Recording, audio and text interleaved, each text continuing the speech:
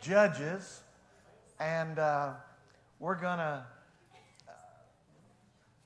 Hey, listen, there's so much coming up in the next few chapters in Judges.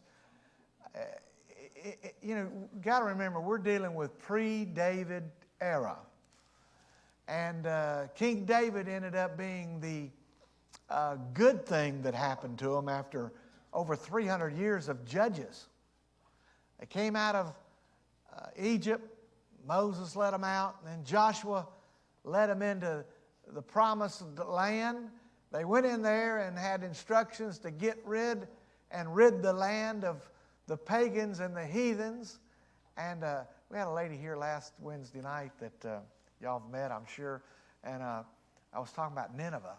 And after church, she came up to me and said, I lived 80 miles from Nineveh. I grew up 80 miles from Nineveh. I said, what? I said, I better make sure I don't say nothing bad about them then. She's from Iraq, and she's visited with us many times, and so at the time Nineveh was in the Assyrian territory, the Assyrian Empire, and of course the Babylonians took over the Assyrian Empire. And it's amazing how all those territories down through the ages have swapped and changed. And to get to where we're at today with the modern Iran and Iraq and Syria, to get there, it took some doing to get these countries' boundaries laid out. And it literally changed for probably 2,500 to 3,000 years before they've settled down. They've settled down somewhat in the last, this is 2022, probably about 1950 is when they begin to settle into countries we can call Syria, Iraq, Iran. Now, right now, though, things are heating up over there. Iran, they're fixing to sign this so-called nuclear deal, which is the most pathetic piece of treaty that America would ever be known to be involved with. In fact, the Israelis are sending an envoy to see the president. They called up and wanted to meet with the president, and they were told, you can't talk to him, he's on vacation. This is the Israelis. And our greatest ally in the Middle East. You can't talk to him, he's on vacation. And so they're sending somebody next week over here to try to stop, which is impossible because once those progressive communist liberal Democrats, the ones that are communists, get rolling, they're not going to stop it. But I like what one of the senators said today on the Republican side. They said Iran needs to treat this treaty for what it will be. If we get back the White House, that treaty won't last but 27 months. The treaty's not a treaty for us. The treaty basically rubber stamps the Ayatollah making a nuclear bomb in Iran. That's what it is. And so all of this stuff that we read here with the Midianites and the Ishmaelites and all of these people are part of this group that we're still dealing with. And it's just taken centuries and centuries and centuries to get here. Now, instead of dealing with armies, great armies, we're dealing with people who can blow up half the world in one shot. And it's pretty dangerous times we live in. So the treaty's not going to be any good for America. It's going to be bad for America. It's going to be absolutely devastating. It's going to cause a war because Israel cannot afford to allow these people to build nuclear warheads and point them right at them. It's just impossible because those people will fire them. And America's been one, after we fired the first two, we've been the great restrainer. And now the power of these bombs are 50 times greater than they were at Hiroshima. So it's just it's a very dangerous time. Thank God if you're saved, It's like if you get hit with a nuclear bomb, you'd be in the presence of Jesus before you knew it. But poor folk that are left behind, there's a lot of suffering going to happen. And I tell you, when I read this Old Testament, listen, I'm not reading some books that are in the Bible that are irrelevant. I'm reading relevance for today's world. And that's why when I find Christians say, I don't want to be in the Old Testament. Well, what you're saying, I don't know what's going on. I don't want to understand anything happening, because everything that's going on in today's world, the contemporary today's world, can be followed, how it got there and what the meaning of it is through these Old Testament books, especially Judges. And we've already covered 1 Samuel and 1st, 2nd Kings. This predates all of that. And we're now down to that time where Gideon has gone in and whipped the Midianites. And then, if you recall, last week we got to the point there in verse number 16 where after those city leaders had mocked him, saying, we're not going to help your troops because there's two kings out there still on the run, and if they are not caught, they're coming back to get us if we help y'all. So this tribal intimidation, like you see today where people won't talk. They see a crime and they won't talk because they don't want to get involved themselves. That's what was happening here. These people of the men of Succoth and Peniel, they didn't want any part of trouble. So they were willing to take the people, the army of God, who already got a victory, and say, we're not helping y'all a bit. And in that area of the country, inhospitality was considered a great sin to every pagan society around. Even the heathen thought inhospitality or lack of hospitality was a sin. And so by them turning away Gideon and his war-weary troops, Gideon said, I'm coming back when I whip those two kings. And when I come back, I'm going to grab some thorns and briars out in the wilderness. And he says, I'm going to gather them up and I'm going to whip you with them. You know what he did? Before the sun was up, he'd already captured those two kings that were left. He brought them back to the city. He found out who the elders of the city were, and there were 77 of them, 77 elders. And he said, gather them up, and they gathered them up, and he took them out in the field, and this man actually whipped these grown men. Now you say, how could he do that? Well, he's got at least 300 mighty men of valor with him. 300 soldiers. He may have, by that time, had 5,000. So we don't know. If you got 5,000 people surrounding you and all you know you're going to get whipped, you'll probably take a whipping rather than your head being lopped off. And so the Bible says he taught them a lesson. He taught them. Took those briars and he taught the men of Succoth. And then he beat down the tower of Peniel. And this time, that city, he slew the men of the city. So Gideon wasn't playing around. If you're not going to join us, you people of Israel, the ones who won't fight the fight with us, well, it's going to cost you your life either way. And he took the men of Peniel and slew them. And then he looked at the two kings of the Midianites. Then said he to Zebah and Zalmunna, here's the question he asked. What manner of men were they whom ye slew at Tabor? Gideon had what we'd call something in his craw. You see, he hadn't forgot something that had happened maybe up to 3 to 4 years ago. These Midianites, if you recall, were running through that whole area, intimidating them and beating them up and taking their flocks and killing their people. And this went on for 7 years of oppression, which was a type of the tribulation. And so he asked him, he said, hey, I need to ask y'all something before I deal with you. What kind of people was it there in that city that y'all ransacked and killed a bunch of people? And listen what they said. These two heathens said, as thou art, they were kind of like you, Gideon, so were they. Each one resembled the children of a king. You know that song we used to sing and still do, I'm a child of the king, child of the king.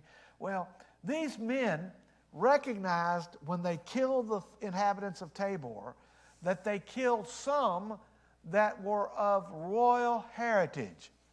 They knew what they were doing. They weren't just indiscriminately killing people. They looked for the elite, the rulers, and the rulers' children, and they saw how they were dressed, and they saw how they acted, and they saw that they were privileged, and they said, we're going to kill that bunch, because if you can kill that bunch, you can discourage the rest of them. Well, the other day in Russia, one of Putin's top finance guys, if you recall, his daughter was blown up in a drone attack. And the purpose of that, I'm sure, was to give the Russian Prime Minister, Putin, the Russian president, give him a little thought of, hey, if we can kill that man's daughter, we can kill your daughter.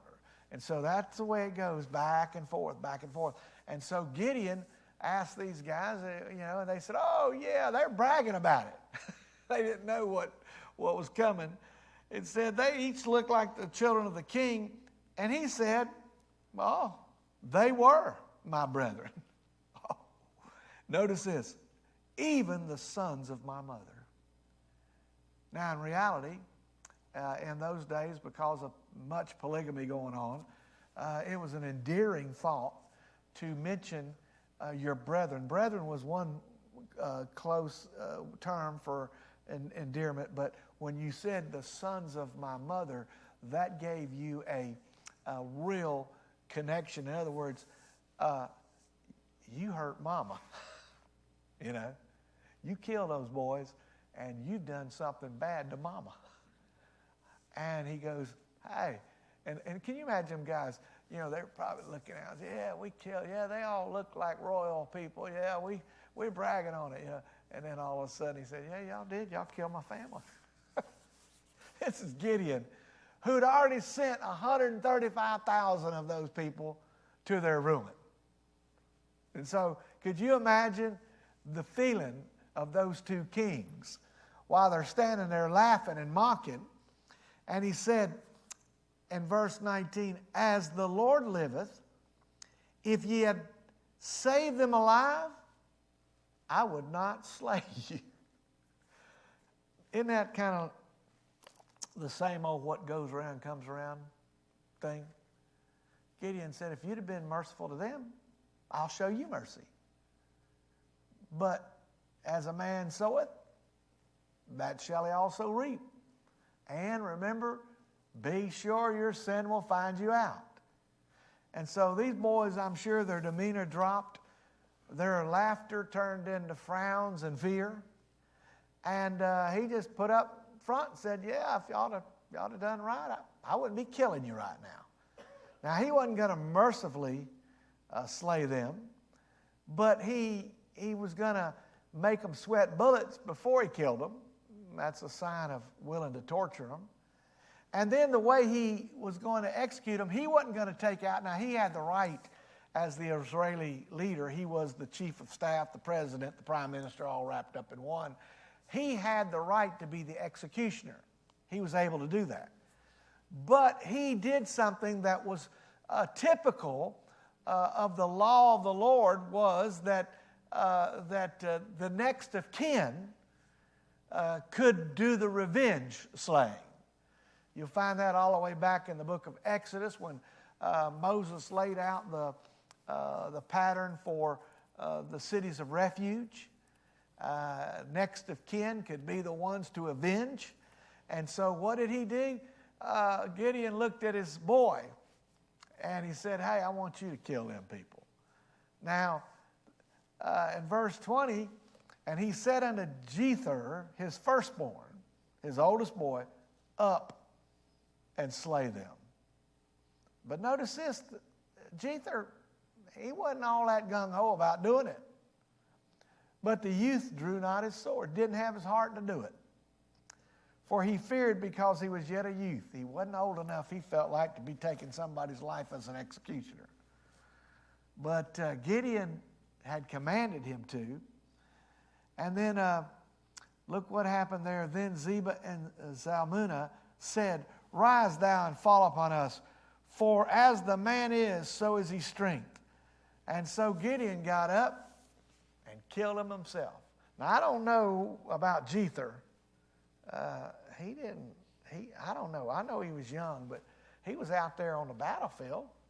So it didn't make a whole lot of sense that he did. He just don't have the instinct that his daddy had. Gideon was, the sword of the Lord and Gideon guy.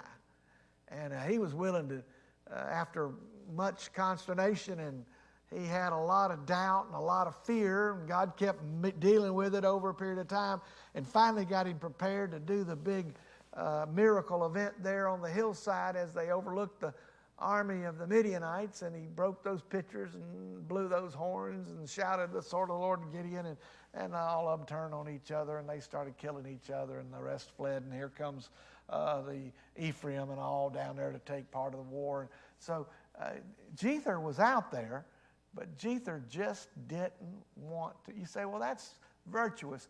Well, it would be virtuous in our world. But in the world of the Middle East, that wasn't virtuous. That was called wimpy. And he wouldn't survive very long like that in that world. You could imagine, and even in the days of the knights, if they had an opportunity and the king told them to, slay these people, and the knights, we're not into that. You don't want a soldier who won't do his job. And Jether I don't think he lived a privileged life, because Gideon didn't live a privileged life. Gideon came from a poor family, came from a poor section of Judah, and so his son couldn't have grown up in wealth and privilege, but when he had an opportunity to make a name for himself, he didn't. And so they said, you kill us. And Gideon arose and slew them. And then notice what he did. He took away the ornaments that were on their camels' necks. Now, this bunch of Midianites and Ishmaelites and all of the Perizzites and the Hittites and all of these tribes and people in those days, and even now, they take pride in the way their horses and camels are decorated. We don't do it here in America, except in parades. You'll see in parades sometimes. But in other parts of the world, you don't just put a horse out there with a saddle. They put all kind of ornaments, many, many times stones of wealth, and certainly gold and silver. And in medieval days, the knights, if you look, they didn't just ride a horse. Their horse was decorated with chains and silver. And so Gideon looked at that bunch and said, I got some bounty here. I've killed these two. Now, these two have been given us, and they're killed my family and slaughtered them. So he took the order. Now, today, here's what we do. We take our cars, people pinstripe them. We like a little decoration on our car. You can't go down here to the car lot and just buy a plain old car. It's going to have some chrome on it. It's going to have some maybe two-tone type paint. It's going to have, like I say, pencil, and then the wheels are going to. Why don't they just put an old tire hub on there? Drive out of it. They're not. We're going to decorate our cars up and make them look sharp. And then some people go slap overboard, They get the lights, the purple lights at night, and they buy $1,000 rims, and got $5,000 in their wheels, $10,000 in their wheels. They do everything to make what they've got better, and so it is a status symbol. And the more ornaments you got on your camel, that means you got the money to spend it. So Gideon wasn't going to let these things get away. So he said, I'm going to use their bounty. And he had every right to do that. And so he took the camel's ornaments that were around their necks. And then the men of Israel said unto Gideon, look how fickle they are. They wouldn't fight with him. Remember, he had 32,000 of them that wouldn't even fight. They went home. He said, if you're fearful and afraid to go home, there was 22,000 and wouldn't even have nothing to do with the war. Now they're saying, Gideon, rule thou over us, both thou and thy son and thy son's son, for thou hast delivered us from the hand of Midian. So they're not only asking, see, they don't have a king.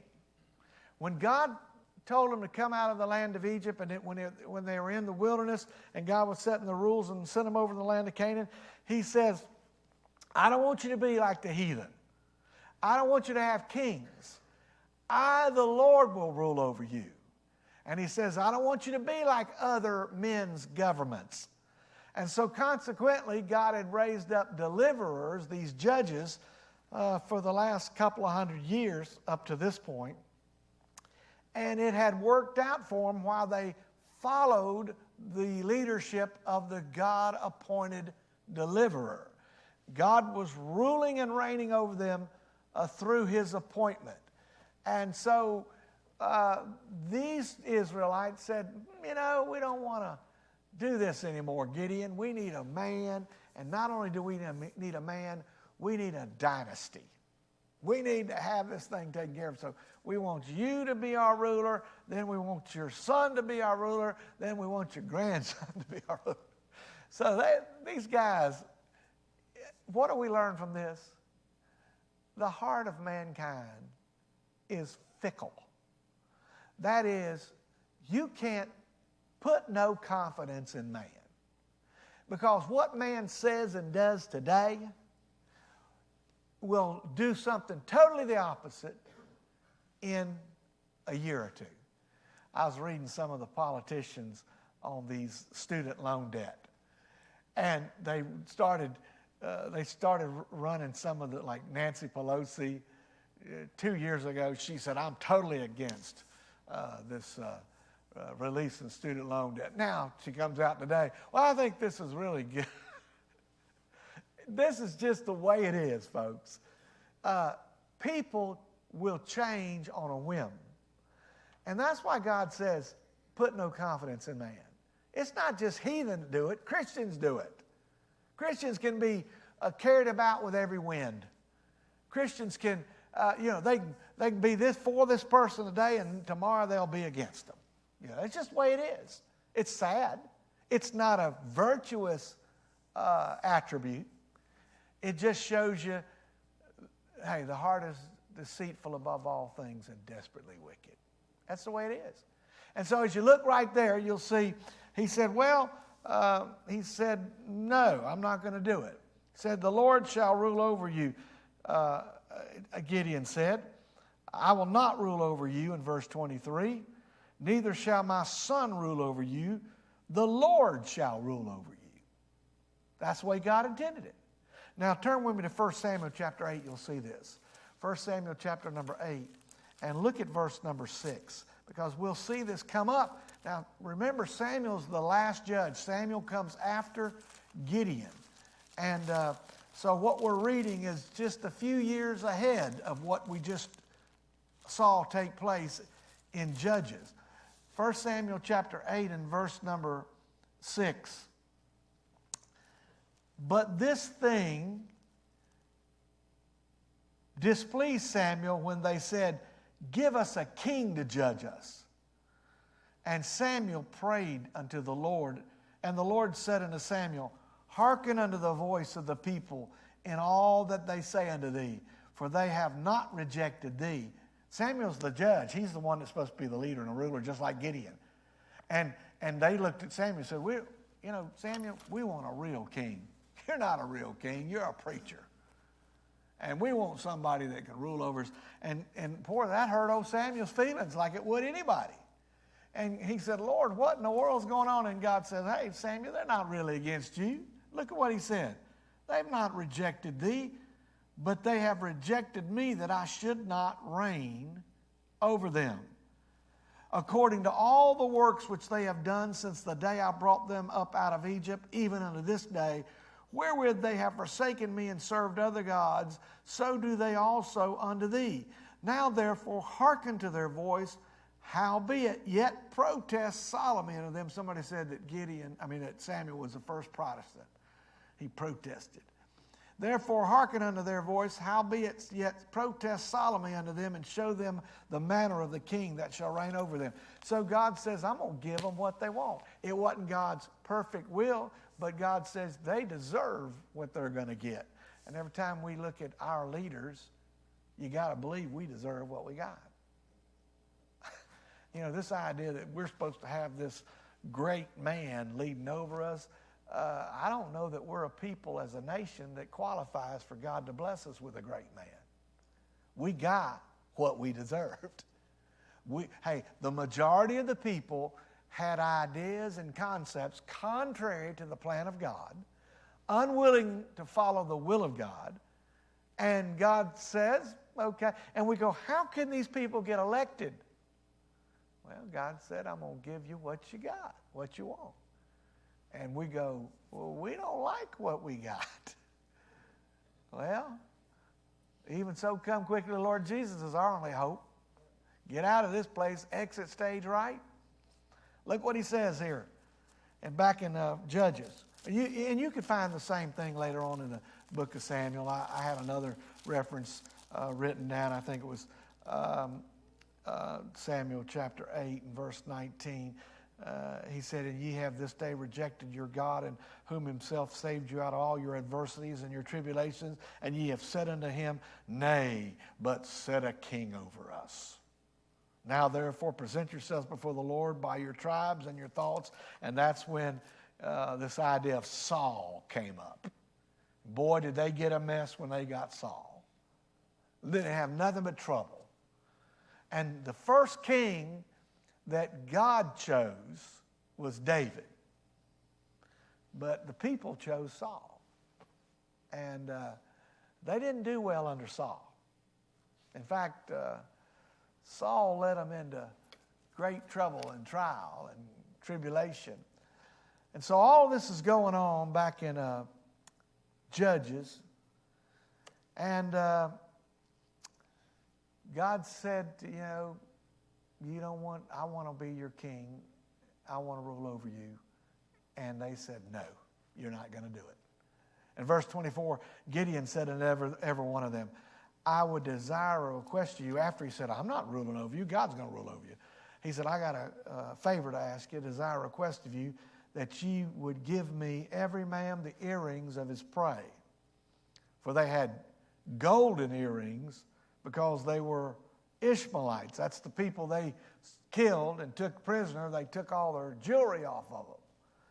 And so this idea of men wearing earrings and all, we went through a period of time in our culture where it didn't happen, the golden days of America.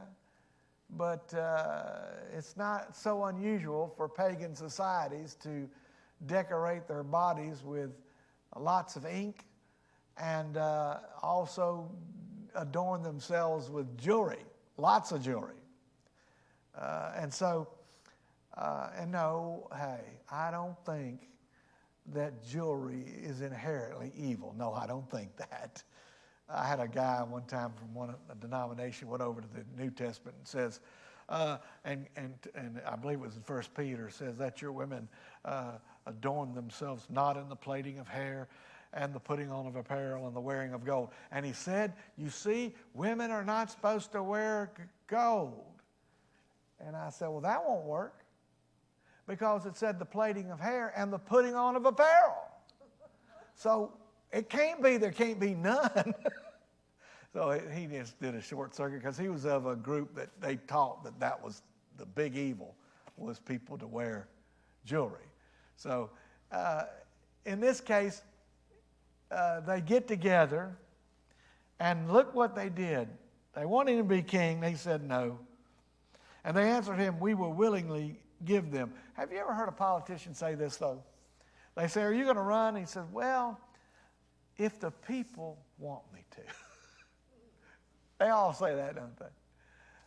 We'll see what the people want. When it really, they want to be king or president or senator. You wouldn't get in it if you didn't want it. You don't care what anybody said. Some got in it when people said no anyway. Some of these last night, some of them lost so bad. They lost by 60, 70%. And it's like, why would you do that to yourself? We had a guy here years ago that ran. He ran for school board. And look, he had kids in the public school, but he was not qualified to be around an education system of any kind. And so he went out there and ran a campaign, and I remember they did a debate, and they got questions, and most of them gave pretty decent answers. They came to him. He said, "Look, I'm here to represent the people. If the people want it, then I'm for it. If the people don't want it." And every answer to his question was that. Every question. And then when you're watching him on TV, you said, this guy don't need to be on any school board. So, and he lost. It was horrible. I think he spent more money than he got votes, and he didn't have but $3,000. And he didn't get any half of them amount of votes. And it was like the other person got 7,000, 8,000, 10,000. So all that being said, Gideon, he answers, I'm not going to give it. But they gave him what he asked for, and they spread a garment and did cast therein every man the earrings of his prey. Now, I went to a church, and I'll close with this. I never figured out why this happened. But as I was studying this, I said, must be where they got it. There was a big church in Jacksonville I was a member of. They literally ran 6,000 a Sunday. And on Sunday night, there would be 2,500 people there. 500 people a week came out on visitation. Well, they got into financial trouble, and they couldn't pay the building payments, and so they took a special offering. And you got to understand, I was like 22 back then, and I'd never seen this before. But they called a big special offering, and they said, "We don't care what you give. You give your watches, your rings, your earrings, your car keys." And I'll never forget, they got the deacons up there, and they had a big blanket. And folks would come by and toss their jewelry and all this. And at the time, I'd never seen that before. And I thought, wow, they act like they've done this before. And this is where they got it at. They took a blanket and took up an offering of those earrings right there, and they cast them in the blanket. And so there's Gideon's men standing out there, and y'all, okay, this row over here come by. Now, this section, you come down. Hey, and I've seen that. That was the first time I ever saw it. I did see it in a different way. After that, the first year I started preaching, I went to a revival, and there's a little church there, and the preacher said, "All right, I want you to come by and give an offering." And so they put the offering plate there, and the preacher watched, and people would come by, and then he'd tell his deacon, he said, "I want you to count that money." And they counted. He said, "Nope." He said, "We're going to do it again." And everybody had to come back around. Oh, boy. Well, thank y'all for bearing with us tonight. We'll continue to look into that. It gets pretty bad. There's a lot of people get killed. They show their disdain for Gideon, even though it's sad what happened to Gideon. His life took a turn south, and it never really got straightened out after that. His heyday was leading those 300 men. That was his height of his ministry. And after that, it didn't ever happen for him after that. All right, let's bow our heads. Lord, we thank you again for the opportunity to meet together. We pray that you would, Lord, speak to our hearts. May the Bible be the lamp unto our feet and the light unto our path. In Jesus' name we pray. Amen.